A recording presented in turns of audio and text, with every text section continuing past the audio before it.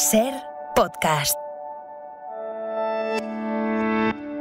Hola, somos Ángeles Oliva y Toña Medina. Juntas hacemos Por el Principio. En el episodio de hoy, Jorge Valdano recuerda cuando su madre le compró una televisión para ver el Mundial de México, cómo aprendió sobre fútbol leyendo una revista y el verano que se fueron de vacaciones a la playa. Yo tenía 10 años y me elegían para jugar los que tenían los inalcanzables 13 o 14 años, ¿no? Y ese es un síntoma de que a ti se te da bien el juego. Y en Argentina significa mucho para mal no jugar bien al fútbol y significa mucho para bien jugar bien al fútbol, ¿no? Te da un prestigio, sobre todo entre los chicos, que bueno, en mi caso se fue prolongando en el tiempo, ¿no?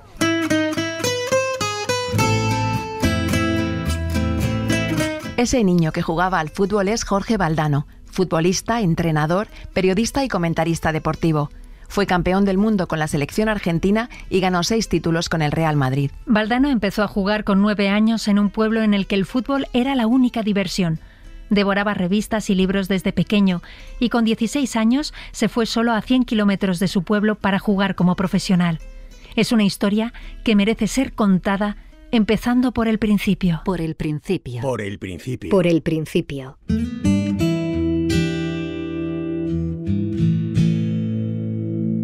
Jorge Valdano nació en un pueblo llamado Las Parejas, en la provincia de Santa Fe, Argentina, el 4 de octubre de 1955. Un pueblo en aquel momento de menos de 10.000 habitantes, muy industrial, es el pueblo más industrial de Argentina.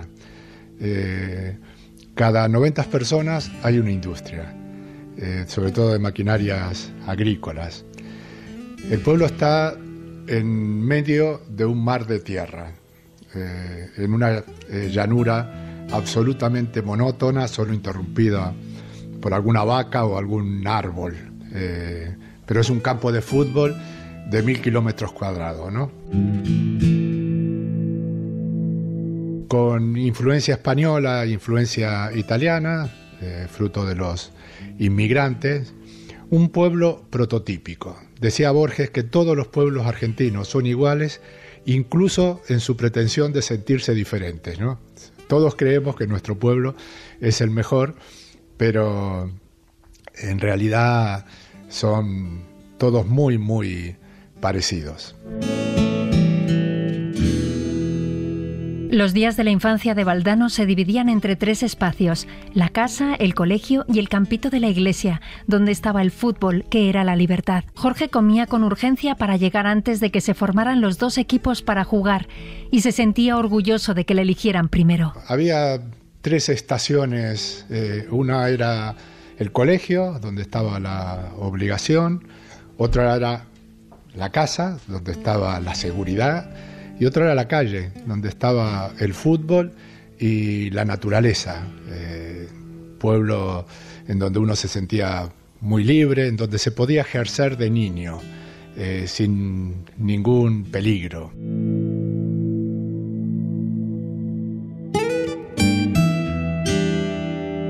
Y había lugares de encuentro, no sé, la iglesia, ¿no?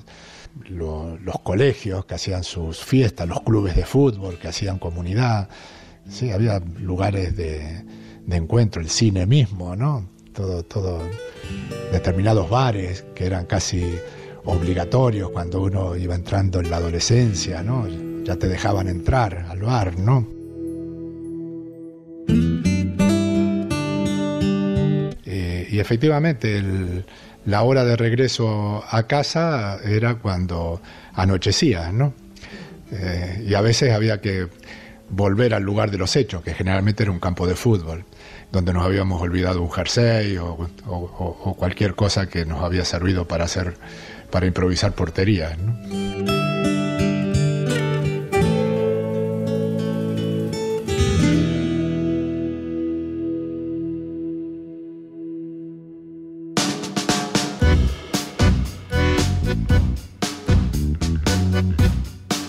Los partidos eran totalmente improvisados en baldíos que ya estaban establecidos como punto de encuentro, y ahí llegábamos no sé, 10 niños para hacer un 5 contra 5, por ejemplo, ¿no? Y convenía no llegar tarde, salvo que fueras el dueño de la pelota. Eso te daba algún privilegio, ¿no? El dueño de la pelota es siempre titular indiscutible.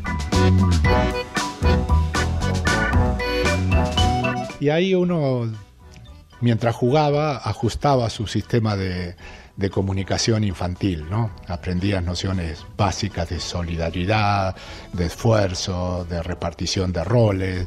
El fútbol enseña sin que uno sea consciente de que está aprendiendo mientras juega, ¿no? Y fortalece además las relaciones personales.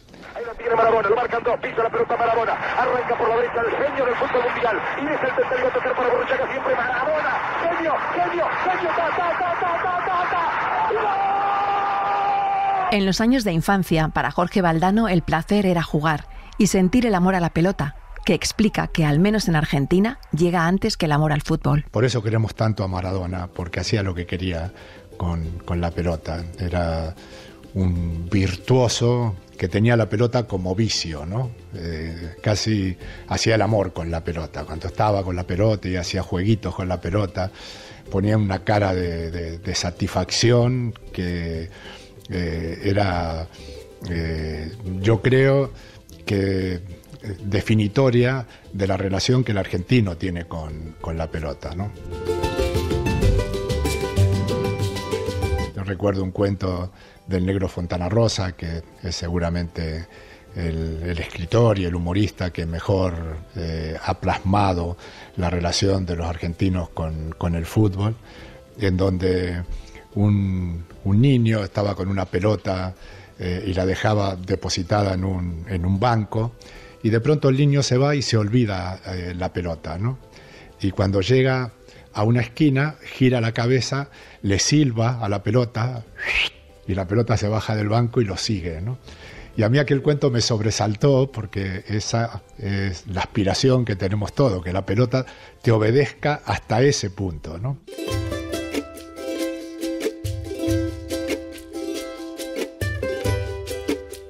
Valdano vivía con su madre, Nélida. Su casa estaba conectada a través de un patio interior con las hermanas de su padre, que vivían en casas pegadas. Una mujer muy inteligente, una líder natural, muy protectora. Aquí hay que hacer un inciso. Mi padre falleció cuando yo tenía 4 años, de manera que la figura de mi madre es gigantesca. Tengo un hermano mayor, pero que se fue a estudiar a Rosario cuando yo tenía 7 años, de manera que él tampoco fue una gran referencia para mí, y mi madre lo significó todo en aquel momento. Fue refugio, fue seguridad, y además una mujer inteligente que me dejó ser.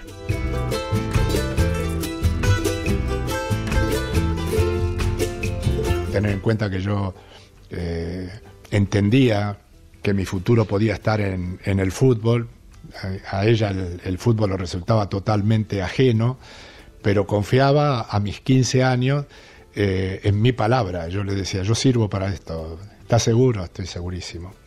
Bueno, pues vete a Rosario a probar. Y fui a Rosario, me aceptaron, y ahí empezó mi relación con un fútbol más o menos serio, en donde tenía que hacer méritos para ir creciendo hasta llegar a ser profesional, ¿no?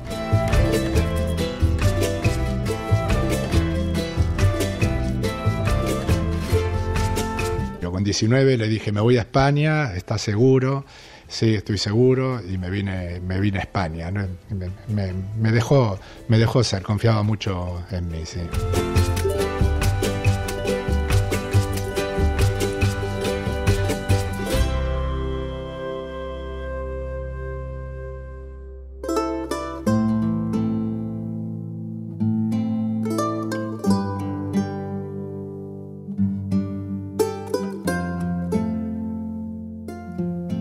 El padre de Jorge Valdano se llamaba José. Murió cuando él tenía 4 años. Guardo memoria de cosas muy, muy aisladas. Generalmente relacionados con algún episodio muy, muy especial, ¿no? O sea, me acuerdo un día que me operaron de amígdalas y que apareció en mi habitación con un helado, porque eso era buena y a mí me parecía que era un privilegio, pero además apareció en la habitación y me contó que había ido a ver un partido, porque me operaron en Rosario, que había ido a ver un partido en Rosario, y me contaba una parada que hizo un portero, se llamaba Negri, que se había tirado para atrás y había hecho una parada que a él le había impresionado mucho, y a mí, cuando me lo contó, me impresionó más todavía, hasta el punto de que lo recuerdo hoy, cuando apenas tenía 4 años, ¿no?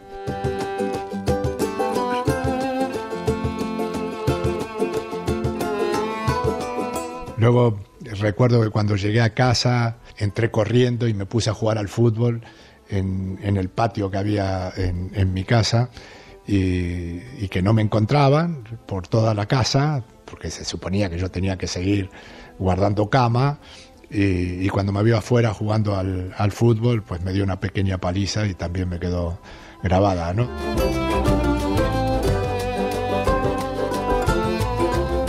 Esas son las pequeñas cosas que tengo de mi padre. Luego sí he recogido por ahí historias. Él era futbolista de pueblo, pero era futbolista, le tenía mucho amor al fútbol. Me dio mucha pena en algún momento, ¿no? Cuando fui campeón del mundo con Argentina, que él no hubiera vivido conmigo una experiencia de esa categoría.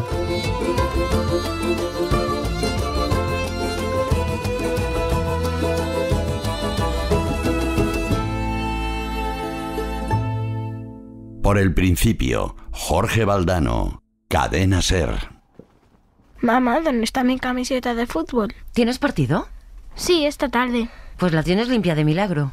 No pensaba hacerla colada hasta mañana. Me la habría puesto sucia igual. Eso seguro. Si no sé ni para qué te la lavo, si a los 5 minutos ya está llena de barro. Hoy jugamos contra los tía Rita. Uy, y esos son muy buenos, ¿no? Sí, pero nosotros somos mejores. No lo dudo. Tienen un defensa bueno, pero el resto son normalitos. El próximo fin de semana viene tu hermano de Rosario. Si tienes partido igual te puede ir a ver. No sé si tenemos, ya le preguntaré al entrenador.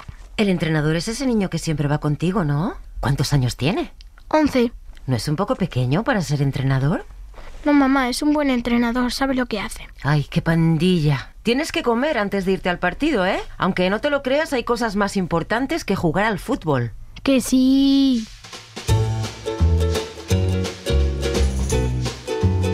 Cuando Jorge tenía 9 años, crearon un equipo de fútbol en el barrio. Se llamaba Los Valientes. Es curioso, nosotros teníamos 9 años y el entrenador tenía 11. Pero el entrenador fue luego presidente de un club en mi pueblo, y es un club maravilloso. Creó un club que hace comunidad en el pueblo, y que es muy grande, y que tiene natación, y tiene hockey sobre patines, y tiene baloncesto, y tiene fútbol. Cuando yo era pequeño, el fútbol era lo único que había en el pueblo. No había una canasta de baloncesto, no había nada, era solo fútbol, ¿no? Bueno, ahora es polideportivo, gracias a aquel entrenador que con 11 años ya tenía dotes de organización, ¿no? Teníamos una camisetita blanca con una V al frente, y luego jugábamos contra los barrios vecinos, ¿no? Con 9 años no había muchas más aspiraciones. Este entrenador de 11 años durante la semana nos hacía correr y no nos dejaba jugar, porque decía que así llegábamos a los partidos con más hambre de fútbol, ¿no? O sea que tenía sus ideas, a pesar de que era muy pequeñito, ¿no? Pero bueno, luego hay otra historia. A partir de los 11 años hicimos otro equipo que coincidió con el asfaltado del pueblo. Y entonces el equipo se llamaba Pavimento, ¿no? Y como contrapartida, en los barrios de al lado, un entrenador ya más maduro hizo otro equipo que se llamaba Tierrita. Entonces jugaba tierrita contra pavimento, ¿no? Valdano recuerda al entrenador de aquel equipo. Entonces tenían camisetas, botines y sobre todo mucha gente que los iba a ver jugar. Todo eso le ayudó a fantasear con la idea de ser algún día futbolista de verdad. Contra lo que es la lógica capitalista, tierrita absorbió a pavimento. Y ese fue un equipo que jugó no solamente en el pueblo, sino contra todos los pueblos vecinos, y jugamos 14 campeonatos, los ganamos los 14, y éramos, bueno, un grupo de amigos que competíamos ya con cierta seriedad al mando de una persona mayor que nos hacía sentir muy hombres, a pesar de que teníamos 11 años, ¿no?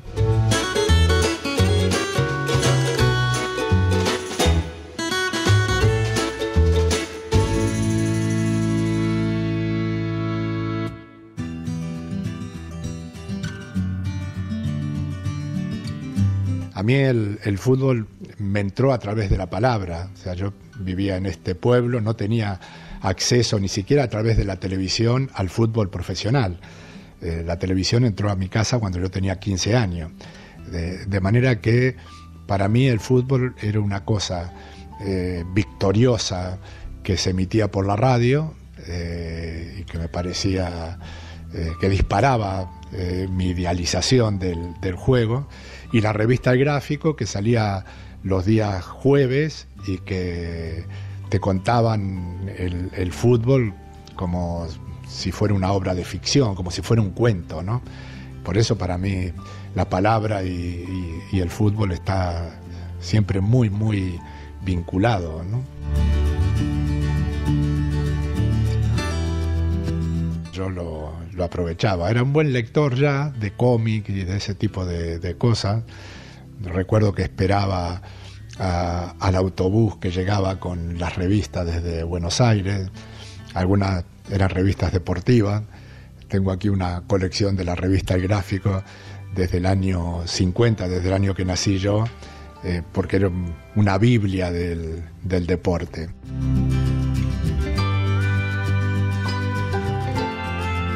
El Gráfico fue una revista deportiva argentina que nació como publicación semanal en 1919.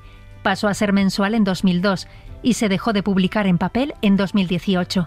Desde entonces sigue como revista en Internet. Fue una de las publicaciones deportivas más antiguas y respetadas. Su fama trascendió a Argentina y llegó a toda Latinoamérica. Hoy día El Gráfico se considera un auténtico archivo histórico del fútbol del país y sus ejemplares son piezas de colección. Cuando surgió, en una época de textos poco amenos y un formato rígido, la revista fue innovadora por su despliegue gráfico y su agilidad.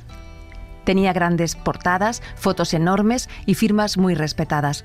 Eso hizo que El Gráfico ocupara un lugar muy importante y que muchos niños aprendieran a leer con ella. El estilo del Gráfico nutrió a buena parte del periodismo argentino. Sus periodistas tenían una formación que iba mucho más allá de lo deportivo y utilizaban una narrativa que bebía de la literatura para hablar de un partido de fútbol o de una pelea de boxeo. El escritor Fontana Rosa dijo que mientras los intelectuales leían a Tolstoy, él leía El Gráfico, igual que Jorge Valdano. El Gráfico no entraba en mi casa, pero estaba en la peluquería. Entonces yo una vez a la semana me iba a la peluquería, me leía El Gráfico. No siempre terminaba cortándome el pelo, pero me lo permitían, ¿no? Había una librería en mi pueblo donde te vendían el cuaderno escolar, los libros obligatorios del colegio, los cómics. O sea, era más almacén que librería, pero le llamábamos librería porque ahí estaba El Gráfico, por ejemplo, ¿no? Que era un producto de primera necesidad.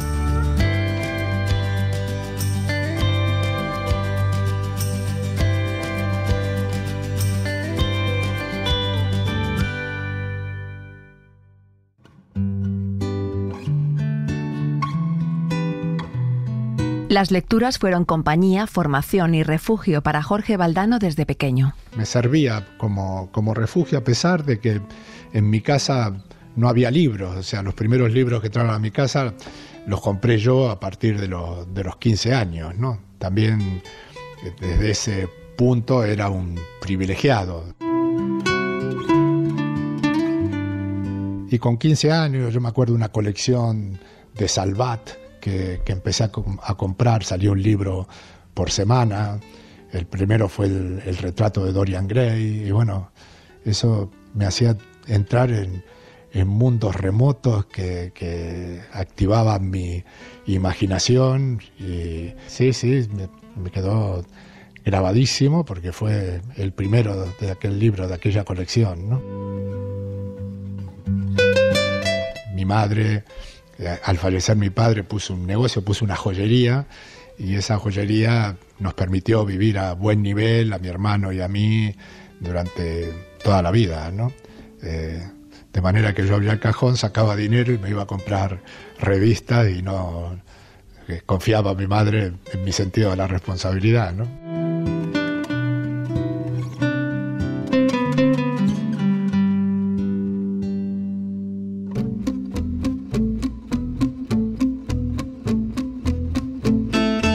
Valdano se llama Jorge Alberto Francisco Valdano Castellanos. Jorge Alberto porque en aquel momento se utilizaban mucho los nombres compuestos, y en mi pueblo hay muchos Jorge Alberto, se ve que estaba de moda en aquel momento. Y Francisco fue por la intervención de mi abuela. Nací el día de San Francisco, el 4 de octubre, y mi abuela, que era italiana, yo a mi abuela no le oí una sola palabra en castellano. Era mujer de misa diaria, aunque no cometió un pecado en toda su vida, y para ella tener un nombre que fuera coherente con el día de nacimiento y con la religión era importante. La inmigración italiana es la más numerosa de toda la recibida por Argentina. Los italodescendientes son la mayor comunidad europea en el país, superando a los descendientes de inmigrantes españoles, y Argentina tiene actualmente la mayor comunidad de italianos fuera de Italia. La inmigración italiana comenzó a ser masiva en la década de 1870 y continuó hasta casi 1970. La mayoría se quedaron en Buenos Aires, seguido de Córdoba y Santa Fe, la provincia a la que llegaron los 4 abuelos de Jorge Valdano desde Italia. Bueno, la historia de mi abuela es singular. Primero fue mi abuelo, y le mandó un pasaje a mi abuela cuando él se estableció. Pero mi abuela, que no había salido nunca de un pueblo muy pequeño de Italia que se llama Fontaneto di Po, o sea, en el extremo del río Po, o sea, el último pueblo del río Po, un pueblo arrocero muy, muy pequeño, que yo conocí además en el Mundial del 90. Lo fui a visitar y estaba lleno de valdanos eso, ¿no? Bueno, pero mi abuela no se animó a coger aquel barco, y el barco se hundió. Aquel barco se hundió. O sea que tuve suerte, ya antes de nacer ya tenía un poco de suerte.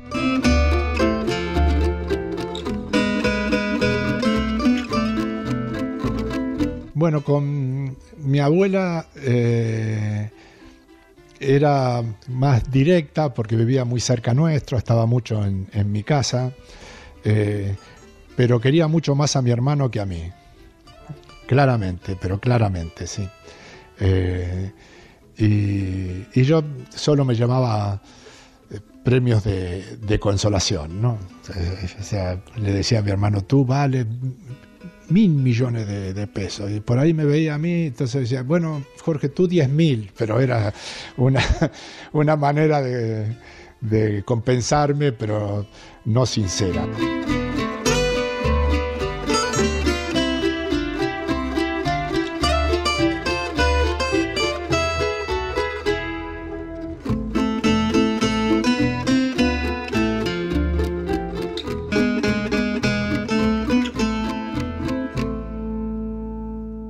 Por el principio, Jorge Valdano, Cadena SER. Hola. ¡Ay! Ya estás aquí. Espera. No te muevas de ahí. ¿Pero qué pasa? Tengo una sorpresa. Cierra los ojos. ¿Qué es? Tú cierra los ojos. Yo te llevo. Oye, ¿los estás abriendo? Es que yo no me choco. No te preocupes, agárrate a mí. Ahí, ¿lo ves, mamá? Sí, perdón. No he visto la mesa. Ven, sigue por aquí. Venga, mamá, quiero verlo ya. A ver, ponte aquí. Y... ya, los puedes abrir. ¡Una tele! Sí, ¿te gusta? Eres la mejor mamá del mundo. Así podrás ver el Mundial de México. Y veré jugar a Pelé. No te lo esperabas, ¿eh? ¿La encendemos a ver qué tal se ve? ¿Te imaginas que ahora la ponemos y no funciona? Me muero. No te preocupes, que sí funciona. La instaló el técnico cuando la trajo. Mira, se enciende en este botón.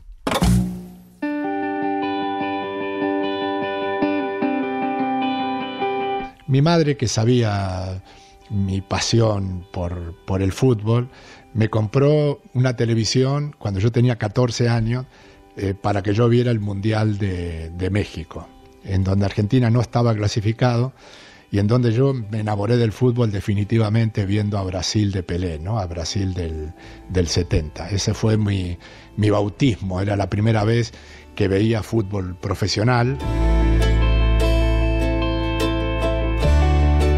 Es increíble porque cuando salieron campeones yo lloré de alegría, ¿no? A pesar de que era argentino y estábamos hablando de Brasil, el enemigo favorito de Argentina, ¿no? En 1970, la Copa Mundial de Fútbol se celebró en México.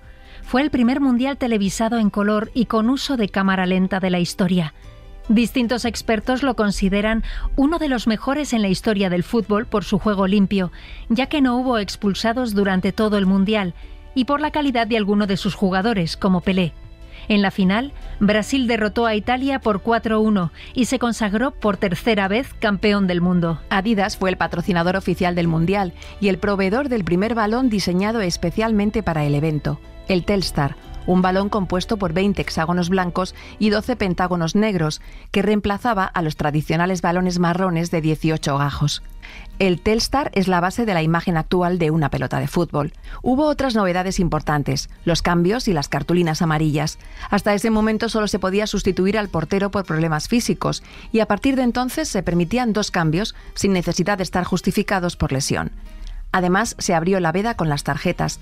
Hasta esa fecha las amonestaciones eran verbales y muchas se pasaban por alto. A partir del Mundial de Fútbol de México empezaron las tarjetas amarillas y rojas tal como las conocemos hoy en día. Brasil estaba liderada por Pelé, un jugador considerado ya maduro con 30 años. El entrenador era João Saldanha y había tenido un enfrentamiento con Pelé. Saldanha publicó en la prensa que Pelé tenía miopía y una lesión en la cadera, lo que provocó la molestia del jugador y el posterior desmentido. Saldanha anunció que no convocaría al delantero para el torneo, pero fue despedido de su puesto y reemplazado por otro entrenador que incluyó a Pelé en el equipo que jugaría en México y que llegó a la victoria del Mundial para Brasil. Porque fue un genio y los genios le dan un salto de calidad artístico al fútbol. Genios hay muy pocos, a lo mejor en la historia del fútbol hay 5, ¿no? Yo reconozco a Di Stéfano, a Pelé, a Cruyff, a Maradona y a Messi. Estos para mí son los 5 genios que ha dado el fútbol. Estamos hablando de un juego que tiene bastante más de 100 años, ¿no? O sea que nos sale uno cada 20 años más o menos. Y también los vínculos con los ídolos está muy relacionado a la edad. Claro, si yo veo a Pelé con 14 años, el poder de idealización mío colocan a Pelé en otra dimensión.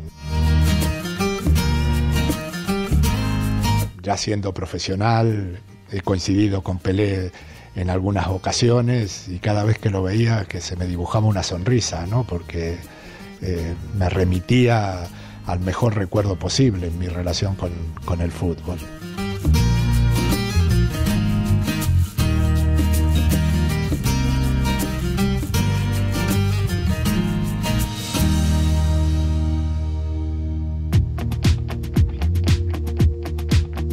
Antes de la compra de aquel televisor para ver el Mundial de 1970, Valdano fue a casa de unos vecinos a ver un partido en la tele.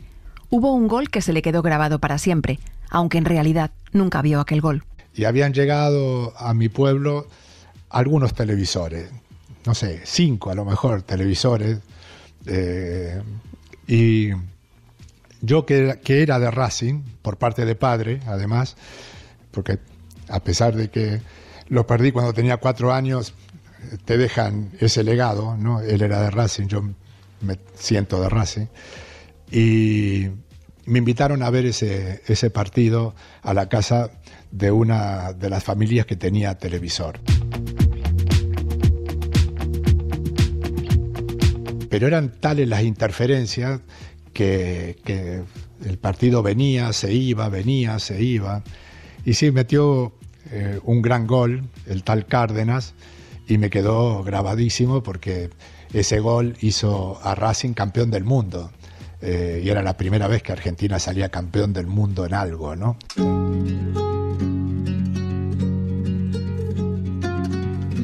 Valdano fue al colegio en su pueblo, Las Parejas, hasta que adolescente se fue a Rosario, una ciudad a 100 kilómetros que lo acercaba a su sueño de ser futbolista. Bastante bueno. Era responsable y estaba siempre entre los 2 o 3 destacados de la clase, ¿no? Luego el secundario, el bachiller lo terminé en Rosario.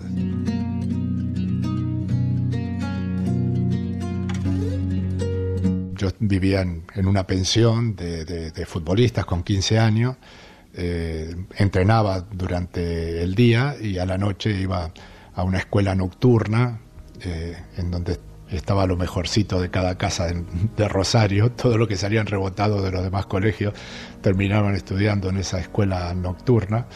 Y bueno, ahí estaba de 8 a 12 de la noche sacando adelante los estudios que le había prometido a mi madre, ¿no?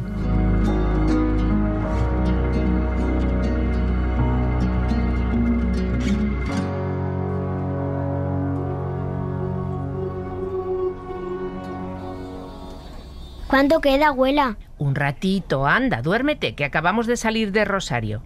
Así se te hará más corto el camino. No tengo sueño, tengo hambre. Pues espera a ver lo que he traído en el bolso. A ver... Tengo un poco de chocolate. ¿Te apetece? Sí. Niño, ¿tú también quieres un poco de chocolate? Sí, gracias, señora. Abuela, ¿ese niño viaja solo? Sí, es más mayor que tú. A su edad tú también viajarás sola. ¿Y tú? ¿Dónde te bajas? Voy a Las Parejas, es mi pueblo. Voy todos los fines de semana. ¿Estudias en Rosario? Sí. ¿Y sacas buenas notas? Sí. Tu madre estará muy orgullosa. Nosotros vamos a Cañada de Gómez. Vamos a visitar a una amiga de mi abuela. Entonces os bajaréis enseguida, ya queda poco. Sí, es la primera vez que cogemos este autobús. Nos dijo mi amiga que es la mejor forma de llegar. Sí, lo malo es que se paran todos los pueblos. Y se hace muy largo, ¿no? Sí. ¿Y tú vienes todos los fines de semana? Sí, me gusta mucho mi pueblo. Ahí están mis amigos. Ay, claro. Abuela, ¿le das más chocolate? Sí, es verdad. ¿Quieres otro trozo? Vale, gracias.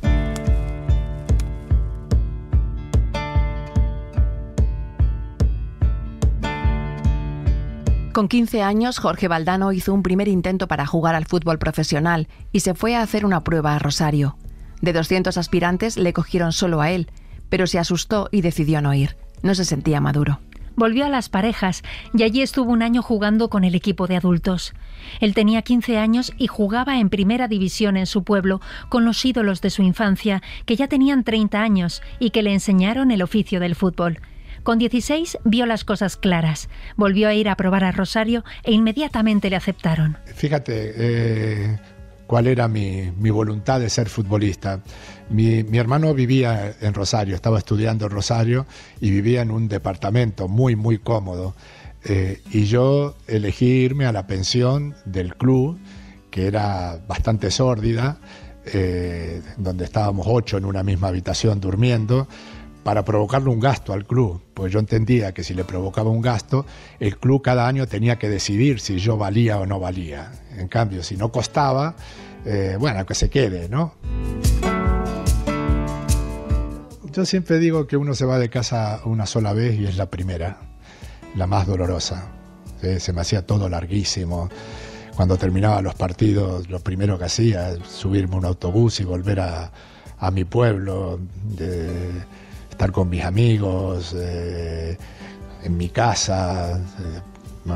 Sí, era la parte más sufrida, digamos, de la decisión, ¿no? El desarraigo. Luego, aunque cambies de país, ya no es lo mismo, el dolor no es el mismo, ¿no? 100 kilómetros que, bueno, se unían con tren o con autobús.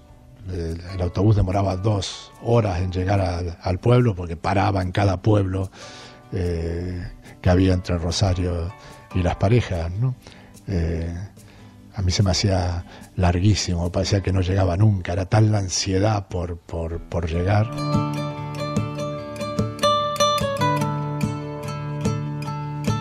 Todos los peajes que tuve que pagar, todas las desilusiones que por supuesto en el camino me encontré, nunca les llamé sacrificio. Sencillamente eran parte del reto, parte del desafío, pero era tal la pasión que el fútbol se convirtió en mi vida entera, ¿no?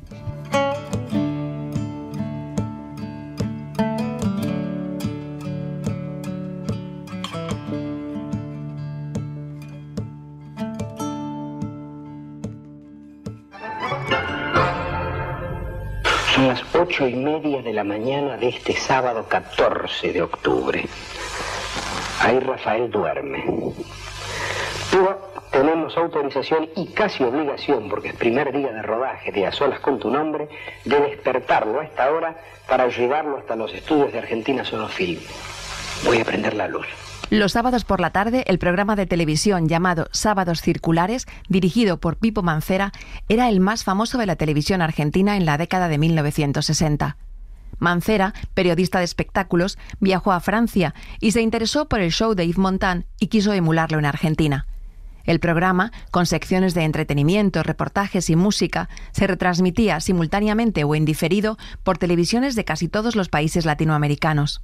Mancera apareció como domador de leones y haciendo pruebas de escapismo, e introdujo por primera vez en la televisión argentina la cámara oculta. La instaló en 3 lugares diferentes, Nueva York, Madrid y Buenos Aires, para evaluar cómo reaccionaba la gente de diferentes países con la misma broma. Mientras grababan, Pipo fue detenido en España porque una persona lo acusó frente a un policía debido a que atentaba contra la seriedad española. Por el programa de Mancera pasaron los personajes más famosos de la época, como Marcello Mastroianni, Sean Connery, Alain Delon, Sofía Loren o Pelé. Y en él cantaron Lola Flores, Palito Ortega, Rafael y todos los cantantes internacionales que se presentaban en Argentina. Un día llevaron a Joan Manuel Serrat. Valdano tenía 12 años y se volvió desde entonces seguidor del músico para siempre. Bueno, iba Serrat, iba Rafael, iban muchos artistas españoles. Pero sí, ese fue mi primer vínculo con Joan Manuel y lo esperaba porque su actuación llegaba a última hora de la tarde como parte del programa estelar y bueno, me fascinó desde el primer día, ¿no? Y colgaron de un cordel de esquina a esquina un cartel y banderas de papel verdes, rojas y amarillas. Acababa de sacar su primer disco, en fin, era un artista ya que empezaba a ser consagrado, pero extraordinariamente joven, ¿no? Pasaba lo mismo con Rafael. Yo me acuerdo que la profesora mía de primaria era fanática de Rafael y yo cuando le decía que Serrat era mejor, me pegaba unos coscorrones de los que me acuerdo todavía ahora, ¿no? Pues cae la noche y ya se van nuestras miserias a dormir. Vamos subiendo la cuesta, que arriba mi calle se vistió de fiesta. Los argentinos polarizamos mucho, ¿no? Es River Boca. Había en el pueblo una división extraordinaria entre Ford y Chevrolet, o sea, 2 marcas de coche. Los que tenían Ford eran fanáticos de Ford y cuando había carrera animaban al piloto que llevaba un Ford y el que era de Chevrolet estaba entregado a Chevrolet, ¿no? Bueno, eso pasaba con todo, incluido con los cantantes, ¿no? Al no ser de Buenos Aires, Valdano no era tan tanguero, le gustaba el folclore. Bueno, algunos que eran muy conocidos en España, Cafrune fue un cantante de folclore argentino, Mercedes Sosa, que hizo su exilio aquí en Madrid, fueron artistas muy, muy importantes desde todo punto de vista, ¿no? Y yo, que vivía en el interior, no era tan tanguero y sí que era bastante folclórico, ¿no? Que vuelve de la guerra. Aquello fue muy doloroso, ¿no? Fueron muchos los artistas que tuvieron que irse a Suecia, a España, a México, en fin, cada uno elegía un destino y tenían que abandonar el país porque sencillamente pensaban distinto, ¿no? Pero me olvidé después que no era la única vez. La cigarra, cantando al sol como la cigarra, después de un año. También porque hay algo de rebeldía ante la situación que vivía Argentina, ¿no? Me mataron, tantas veces me morí, sin embargo estoy aquí resucitando, ¿no? Tantas veces te mataron, tantas resucitarás, tantas noches pasarás desesperando, y a la hora del naufragio y la de la oscuridad alguien te rescatará. Eso cuando la cantó a su vuelta en Buenos Aires, en un espectáculo que dio como resultado un disco maravilloso. Bueno, fue un clamor, porque claro, todos los que la fueron a ver eran todos progresistas, y cuando cantó esa canción se caía el teatro, ¿no? Se caía el teatro. Ese día Menotti, que había sido entrenador de Argentina y que había reclamado en favor de los artistas populares que estaban en el exilio, llegó al teatro un poquito más tarde y ella paró de cantar y todo el teatro de pie aplaudiendo a Menotti, ¿no? Que se había jugado, digamos, con sus opiniones en favor de los artistas. Cantando al sol como la cigarra, después de un año bajo la tierra, igual que sobreviviente que vuelve de la guerra.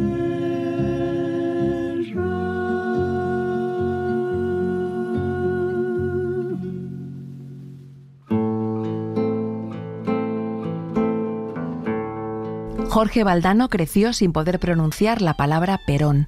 Estaba proscrita en todo el país, pero en todas las esquinas siempre se encontraba con una pintada: Perón vuelve. Era un momento en donde algunas palabras estaban como prohibidas sin que uno supiera muy bien por qué. Estamos hablando cuando yo tenía 7, 8 años, ¿no? No acababa de dimensionar la parte política de la historia, ¿no? Atravesábamos gobiernos militares en donde la represión era muy, muy grande, y a los niños no había que hacerlos partícipes de todo eso, ¿no? Entonces sí, había cosas que estaban como en una nebulosa, y entre los 7, 8 y 9 años, Perón era una de esas cosas, sí.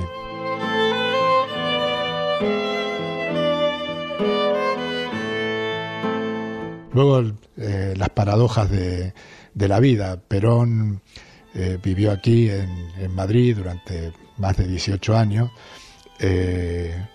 y luego con un socio yo compré la casa donde vivió Perón, hicimos varios chalets y yo estuve viviendo en uno de esos chalets donde estaba la casa de Perón durante más de 10 años, ¿no?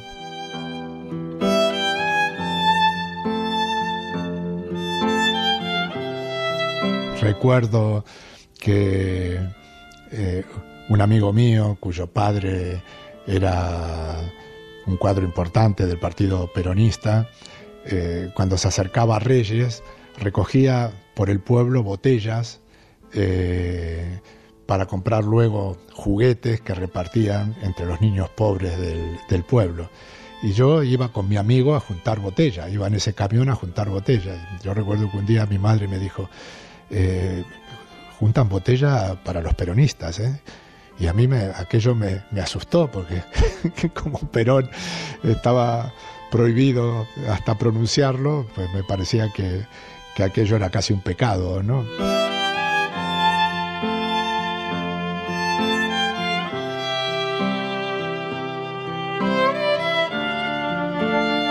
La represión importante llegó cuando yo ya estaba en Rosario. Yo, cuando terminé mis estudios secundarios, seguí estudiando de noche Derecho en la Universidad de Derecho, y ahí el ambiente ya era muy, muy espeso, muy, muy espeso. Todavía no habían llegado los militares, pero ya había una represión estatal muy, muy importante y un terrorismo que empezaba a ser un problema de Estado muy, muy grande, ¿no? Y la universidad era uno de esos sitios donde todo eso estaba en ebullición, ¿no?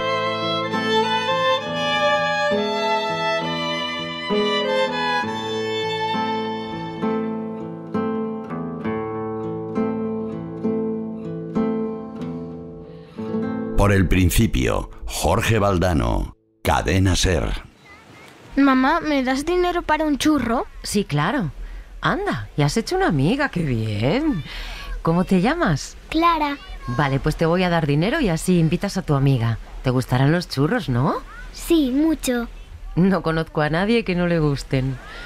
Jorge, cuidado, no juegues aquí con el balón, que está tu hermano durmiendo. Pensé que estaba tomando el sol. Sí, pero se ha quedado dormido. Le viene bien descansar. Bueno, ya estás viendo que la pasión de Jorge es jugar al fútbol, ¿no? A mí también me gusta. Después de comernos los churros podemos jugar un rato. Vale. Sí, pero donde no haya gente, que si no nos pondréis de arena hasta arriba. En la orilla es donde mejor se juega. En la arena seca no se juega bien, mamá. Vale, lo decía por si acaso. Aquí tenéis el dinero. ¡Ah, mira! Por ahí viene la señora de los churros. No hace falta que la vayáis a buscar. Hola, ¿quieren churros? Sí, yo relleno de dulce de leche. Yo también. Muy bien. Hace mucho calor hoy, ¿verdad? Sí, demasiado. ¿Vienen de Buenos Aires? No, de más lejos. Venimos de un pueblo de Santa Fe. ¡Ay, eso está muy lejos! Sí, casi 1000 kilómetros. Hemos venido en tren. Ha sido un viaje largo. ¿Y le está gustando Mar de Plata? Sí, mucho. No me lo imaginaba tan grande. Aquí tiene el dinero. ¿Y para el joven no quieren nada? No, está dormido. Cuando se despierte seguro que quiere. Bueno, yo vuelvo a pasar en un rato, así que ustedes me avisan. Muy bien. Adiós. Gracias por el churro. De nada. ¿Nos vamos a la orilla? Vale.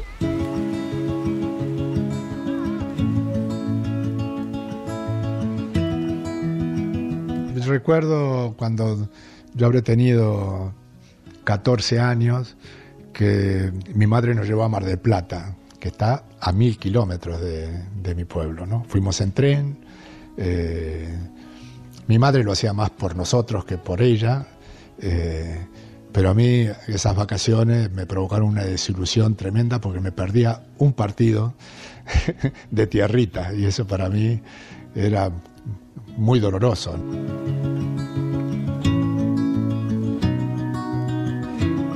Muchas horas de tren, sí, recuerdo que pasamos no muy lejos de Buenos Aires y se veía como un reflejo luminoso en el horizonte. Mi madre nos dijo, eso es Rosario, y a mí me pareció, eso es Buenos Aires, y a mí me pareció que era el reflejo de una metrópolis inalcanzable, ¿no? Bueno, Mar del Plata era la ciudad vacacional por excelencia en ese momento, con su casino, con sus playas, con sus casetas. Era un destino turístico todavía muy, muy potente, ¿no? Aunque ahora hay como dos tipos de categoría. Uno es ir a Punta del Este, a Uruguay, y otro que sigue siendo Mar del Plata para la clase media.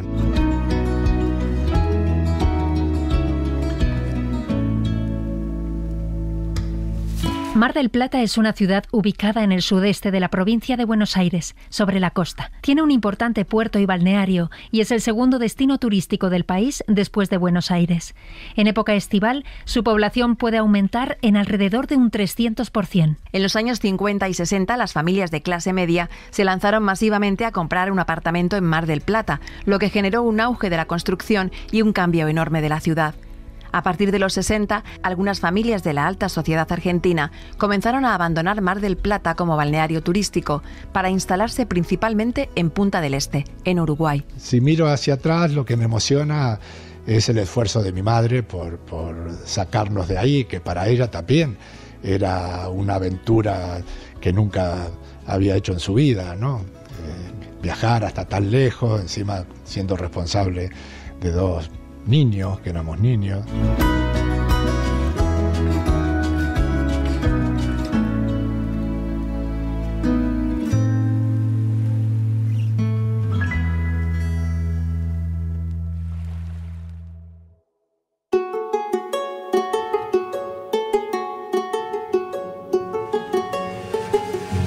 A pesar de ser una familia muy católica, me desvinculé muy pronto. A los 12 o 13 años, Dios dejó de ser un enigma para mí, sí. Una búsqueda personal, ¿no? No me convencía lo que decía el cura, ni, ni lo que encontraba en la iglesia era para mí un consuelo de nada, ¿no? Sencillamente era incapaz de dar el salto de fe, ¿no? Que es imprescindible para relacionarse con la religión.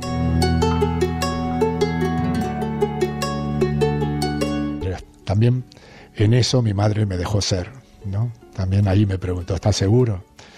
Porque claro, eso ya me convertía en pecador, ¿no? Pero estaba seguro.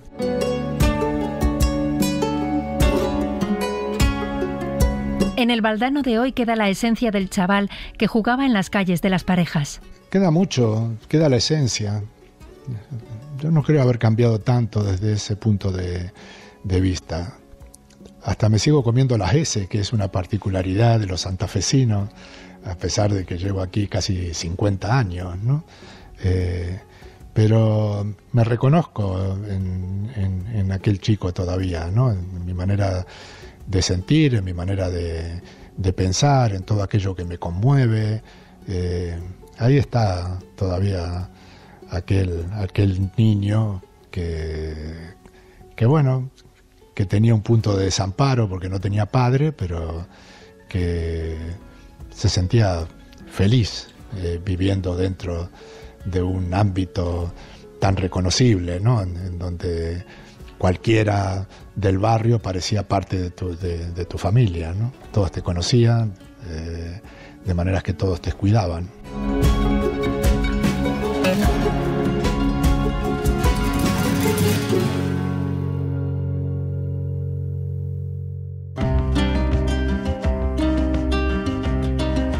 Por el principio, Jorge Valdano.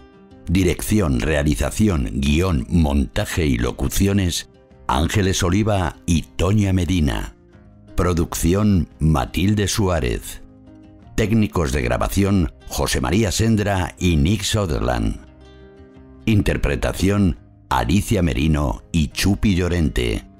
Con la colaboración especial de Mateo Oliva y Petra de Miguel.